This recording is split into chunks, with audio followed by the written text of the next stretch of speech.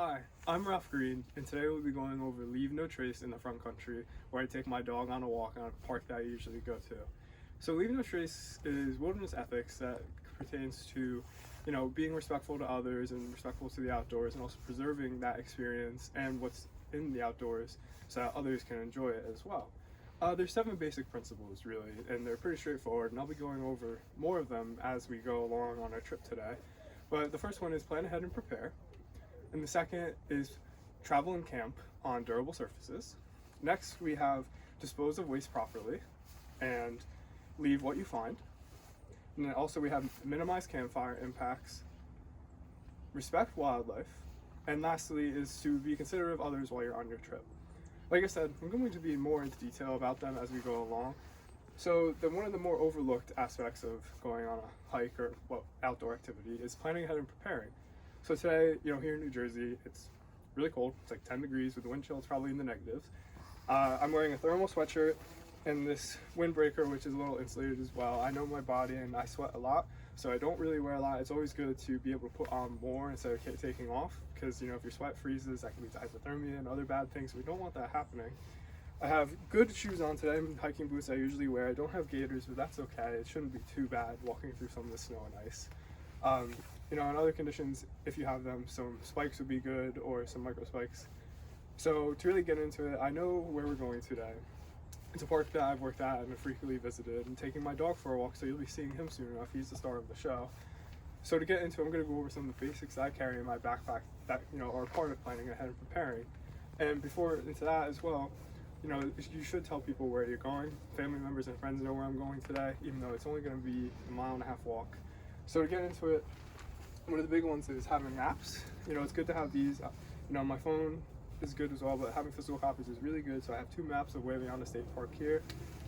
And I also have a good amount of water for both me and my dog. Like I said, it's going to be short, but it's always good to have extra. My backpack has a hydration reservoir on it as well. I have an extra leash for him just in case the good one breaks. I also have a collapsed bowl for him to use, and some waste bags to pick up poop, because you really shouldn't be leaving any animal feces in the wild that aren't natural.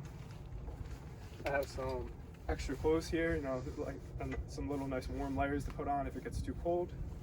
I have some snacks, which I will be carrying in and carrying out after I eat them. I have a headlamp here, just in case it gets dark and be able to see. A little bit of overkill, but I always carry this GPS device with me just in case, anything could happen when you're out in nature, and it's good to be safe. I also have this plastic bag, which I'll be using to carry out any garbage that I find or that I have. It's good to always have something like this. I also have some snacks for him as well in this baggie, some treats. Again, a little overkill, but I always have this compass just in case to know where I am and to use it. And I also, lastly, one of the bigger items is a first aid kit. It's always good to have these, just to be safe and rather sorry. Anything could happen. So enough with talking about what I have here. We're going to get going on our trip, and we'll see you there. Good. So now we're here at Wawayanda State Park. We're going to be taking this yellow trail that I know very well. We're going to walk along the lake and go to the campsites, where I'm going to be going over some of the camp-related principles I talked about earlier. But like I said, the second principle is travel and camp on durable surfaces. And today the trail is a really common footpath. We're here in the wintertime is a little different explaining these principles. But if, let's say there's no snow and ice here, during like the summer and peak seasons, we want to be very responsible and stay on these well-marked groomed trails, and we don't want to be creating other trails which will erode over time and make the trails wider but take away from nature. And as we go along, I'm going to be explaining a few things. But let's go get our main star out of the car now. Yeah. So now we've got, the big star out of the car. This is Stark. He is my black lab. He's 2 years old. He's a medium to large sized dog. So this is going to bring up another few points I would like to discuss, especially being considerate of others, especially, other people, other dogs, and the wildlife here. So we're going to be sharing the trail today with some people possibly, and other dogs. And so a big note, come here buddy. We want to make sure is that, Stark, he doesn't really care about other dogs, but he is curious and he likes to sniff them. And, not all dogs, come here, not all dogs really like other dogs and can be really mean or really scared. And some people don't like dogs either, so we should be very respectful of other people so they have a really good time here as well, and they'll come back and remember this is a good place. you know, and also the thing about him is the wildlife. He really wants to go. He probably wants to chase squirrels, which we're not going to let him do. We don't want to disturb wildlife. We want to respect wildlife.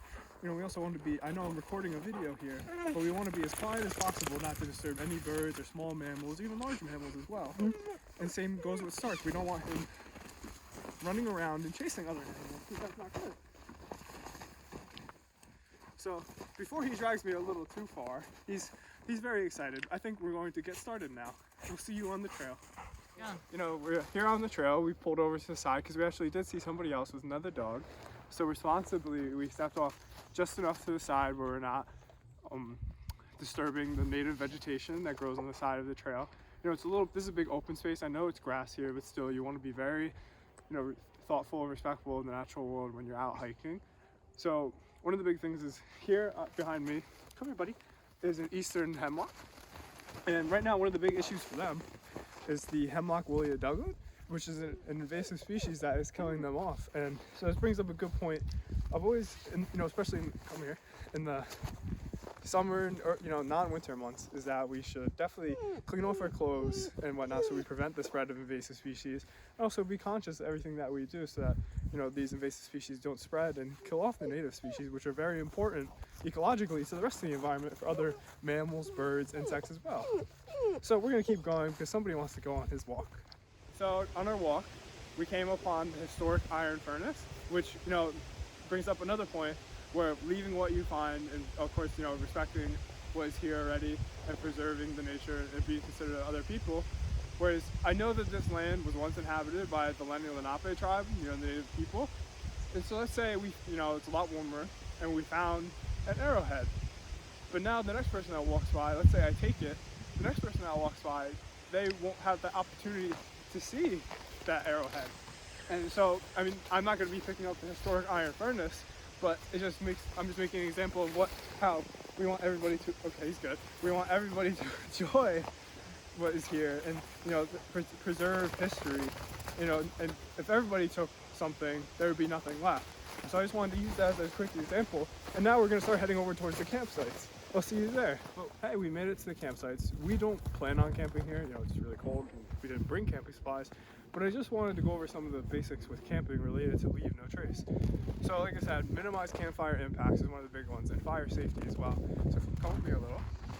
So here, you know, we have in this campsite, this is a set campsite, and it follows the regulations in the park.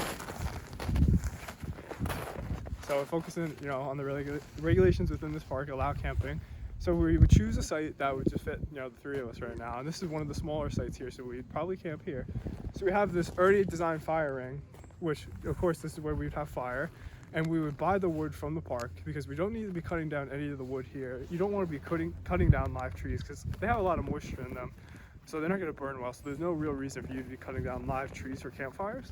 You know, you want to find dead down wood that's no thicker than your wrist to use if you're making a campfire. So like I said, we have this designated ring. Otherwise, I would set up some rocks and elevate the fire so it doesn't burn the soil. So another thing I want to go over too is here we have a bear box, which, you know, to respect wildlife, we don't want wildlife feeding on people food because it's not part of their natural diet, and, you know, it habituates them, and then unfortunately those animals have to be put down because of our negligence.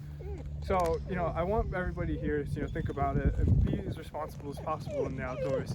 As you hear, my little friend would really like to go. It is really cold. Just a few things left is that with Leave No Trace, like I said, leave what you find. And one of the best mottos, I believe, is, you know, take a lot of pictures and leave only footprints, which is what we plan. We've taken a lot of pictures, and you've seen me talk a lot in these videos, and we only have our footprints left behind in the snow. You know, I'd like to say thank you so much for watching this video, and I hope you have a great day. Have a good one.